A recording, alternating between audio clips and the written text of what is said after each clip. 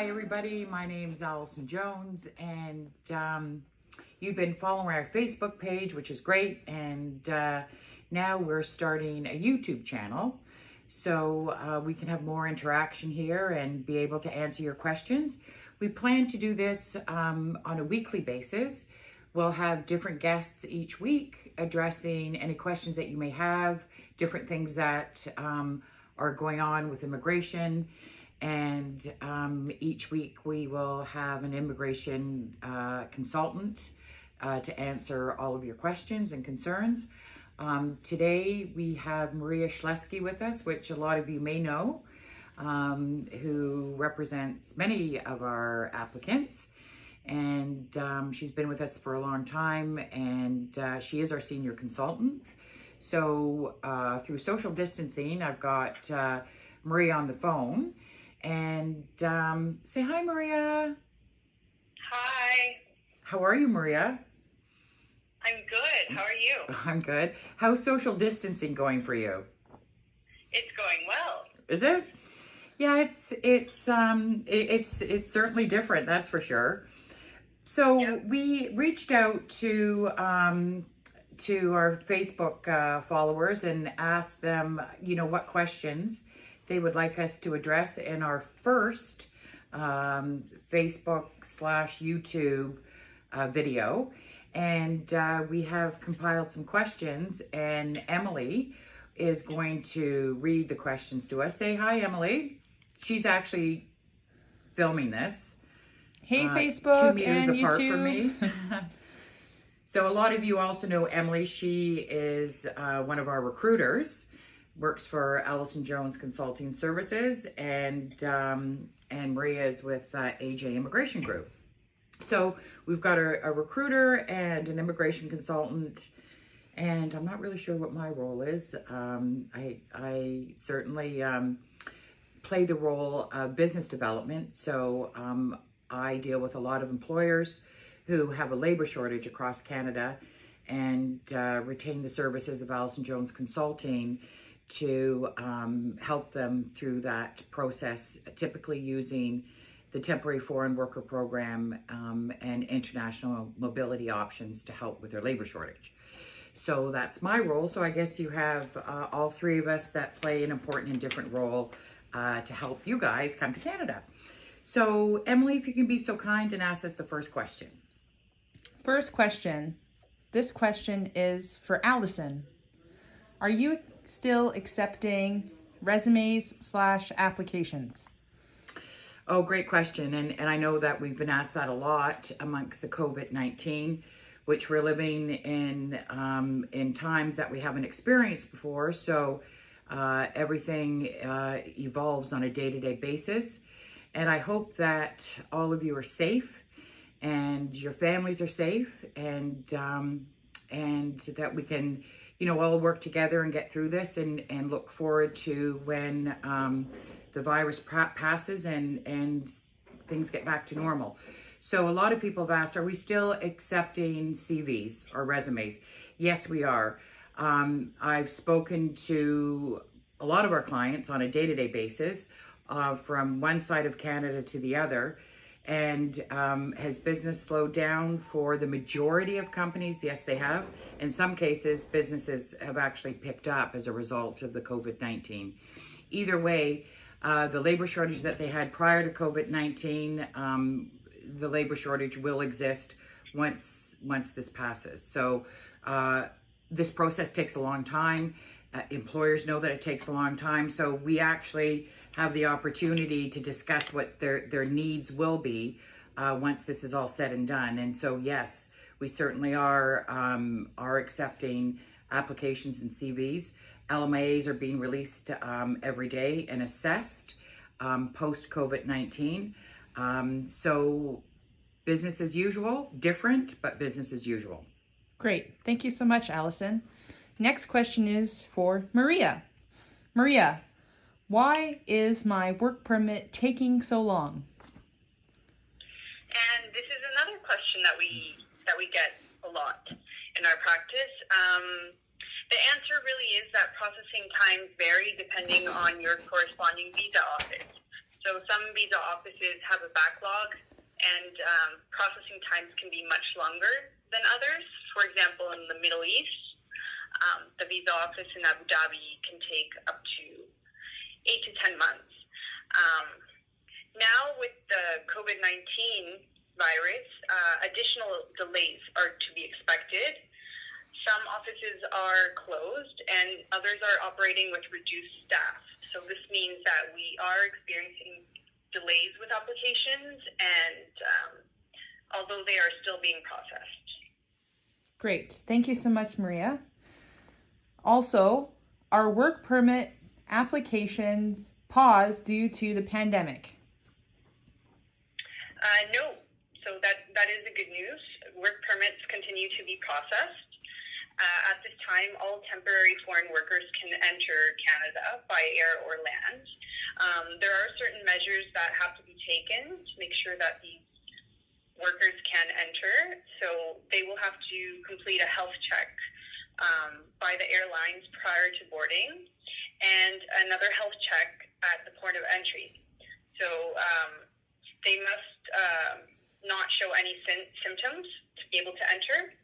And they also must commit to self-isolation for the first 14 days, even if they have no symptoms. And this is completely mandatory. They have to do this. But again, yes, work permits are continued to be processed. Great. Thank you so much, Maria. Next question is for Allison. Will my application be secure during COVID-19? Am I still able to come to my job?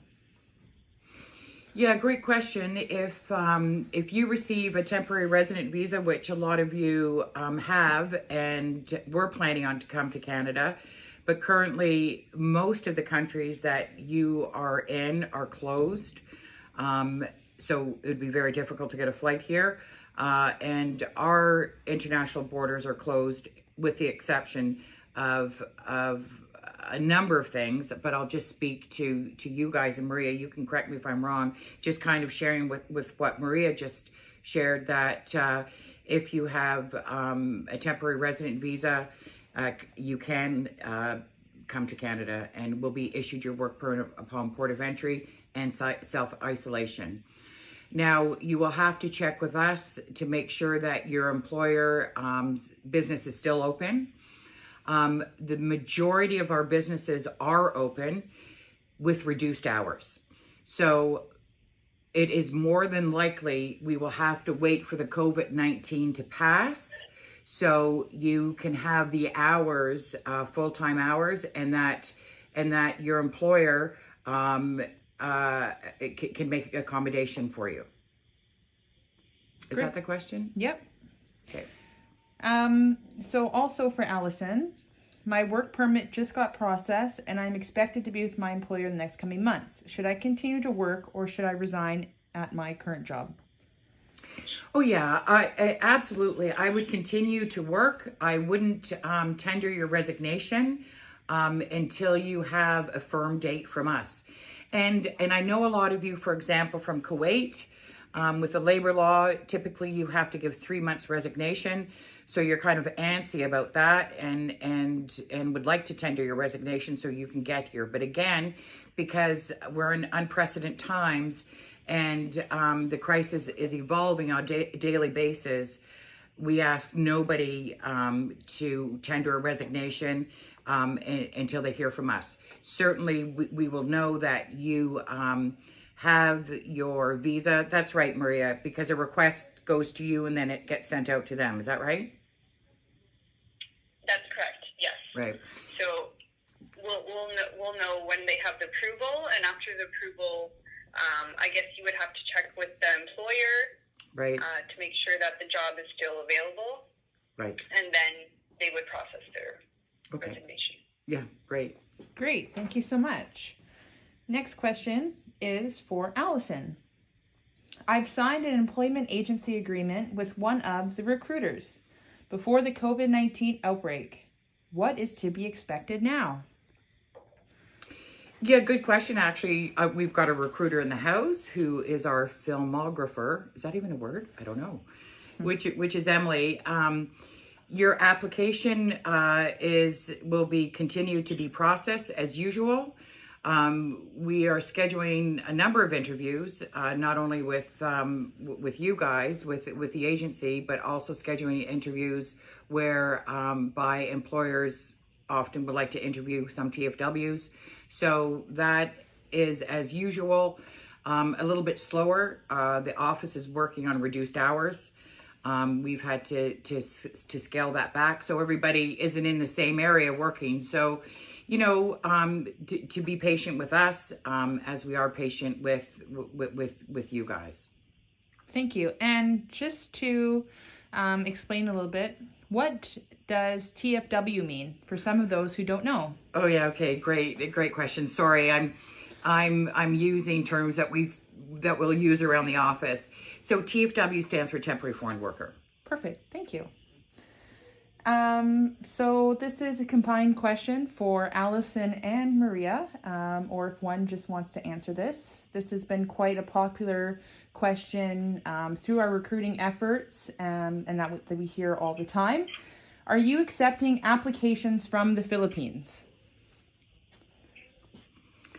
Good question. We do get asked that a lot, and the short answer is no. And the reason why is because, and correct me if I'm wrong, Maria, you have to have a tie-up agency with an approved agency in the Philippines. Is that right? I believe, yes. To recruit from the Philippines, you need to be registered with the government. So this is the reason why we cannot accept applications from Philippines. Also, the temporary foreign workers must meet the exit requirements when leaving the Philippines to come work to Canada, and that has proven to be a challenge with employers here in Canada. Right. Okay. Great. Thank you so much. Next question is for either or. Some countries are in lockdown and I cannot extend my visa or get a second job because all the companies are closed. What would you advise that I do? Maria? Well, this is an unprecedented situation, and we don't have a decisive answer on this one, but our suggestion would be to include a letter of explanation as to your situation and why you can't extend your visa or work at this time. This to be included with your application if you are planning on applying for a Canadian work permit in the short term. Just because one of the factors that immigration officers look at when they're evaluating is if you are not employed in your current country of residence. So they want to make sure that you have employment opportunities in your country of residence, and upon returning, you will be able to find employment. But again, this is a special situation, and I believe that they'll take into consideration what's going on with COVID-19. Right. And you know, Maria, for a question, so we have hundreds of applications in process outside of Canada, work permit applications, temporary resident visas. And I do know, and I know that you've shared with me and other consultants have shared with us that the officer will phone current employers to make sure that applicant is gainfully employed and at the job title that they have disclosed on their application that they're performing. So if those businesses are closed, how can an officer do their due diligence? Yes, so that would definitely be one of the challenges faced currently by immigration officers with regards to employment verification. So a good idea is always to make sure that your supervisor or the owner of the company includes an email address in their reference letter. Okay. So if they can't reach them by phone, they might reach out to them by email. Again, this is just speculation on my part, but the officers will need to find, creative ways to verified employment.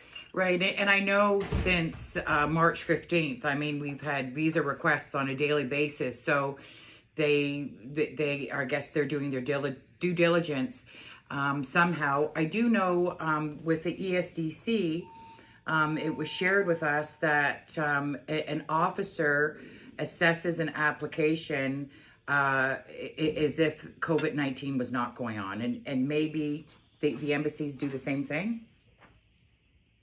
It's hard to say, right? It's hard to say.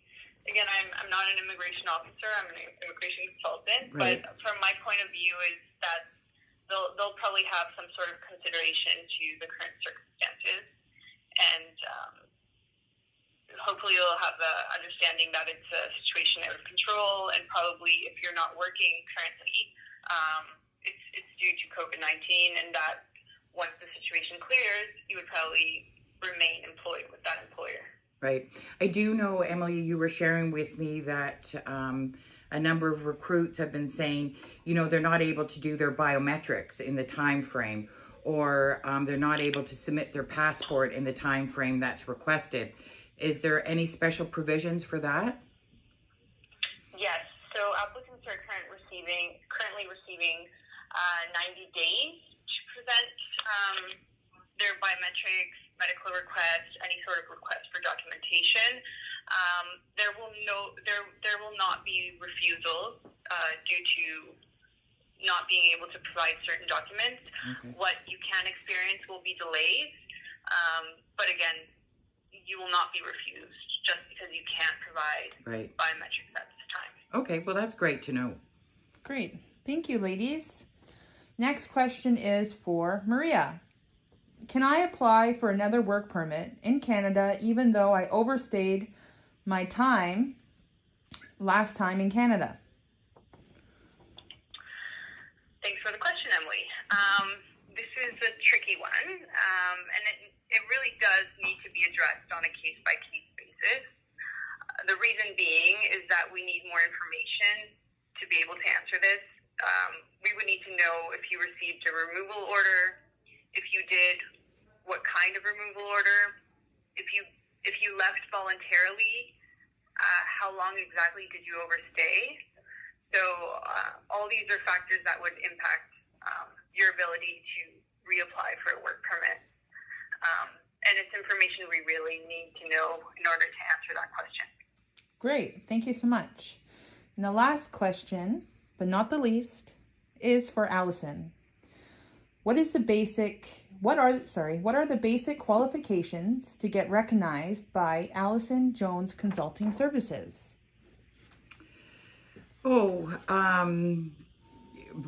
Sort of to circle back to Maria's comment, it's sort of a case-by-case basis, really. It's depending on what the needs are of the employer and what the occupation is. Every occupation has certain qualifications. So it really depends whether you're, I don't know, a food service supervisor or an automotive service technician. It's really broad across the board. And also depends, again, on your occupation, what province. Some provinces, if you're going, for example, into the trades, if it's a compulsory trade, that's a whole other set of credentials and criteria.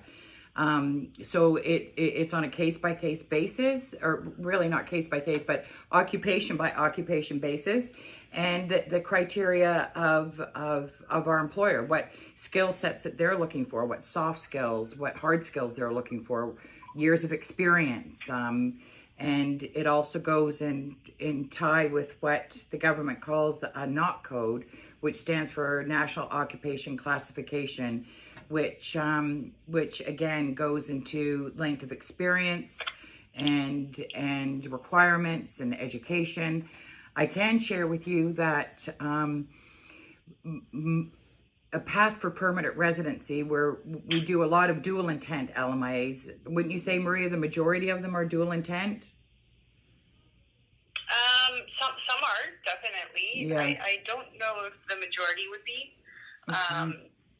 It's really hard to say because so many people are in different situations. But yes, dual intent is definitely Yeah. And so something that we see every day. yeah, so it's a pathway to permanent residency. Also, an LMIA that is not dual intent. There's often pathways to permanent residency. So we do know for, Maria, correct me if I'm wrong, for most provincial nominee programs, you need to have a high school equivalency and you need to have an English proficiency test. So we will typically ask for that up front. So we know when you come to Canada that you would be able to qualify for a pathway to permanent residency because you will have your high school equivalency through education credentials such as WES or your English proficiency tests such as IELTS that will need to meet a certain threshold based on the province and again based on your occupation. Anything else to add to that, Maria? That's for criteria for what we typically look for. Perfect. No, I think you've covered most of it. So you have me well trained, Maria. Huh? You have me well trained. Do I? Yeah, right. Okay. Okay, well, thank you so much, Maria, for taking your time to speak with us all the way from Vancouver, British Columbia. We wish you well and stay safe. And for everybody who's watching and following, we ask you to share this video for any loved one or friend that is interested in utilizing our services or just wants to know basic understanding on what it looks like to come to Canada through an agency such as ours, and stay healthy. Yeah, and just one last thing. Next week, we're going to have another one of these sessions, and it's going to be addressing trades. What do you need to qualify in the trades to come to Canada, and what are the pathways to permanent residency in the trade sector coming to Canada? So we'll talk about that. And feel free to go on our Facebook page, and if you have any questions, ask them there, and we can address it. So happy Easter, stay safe everybody, and see you next week.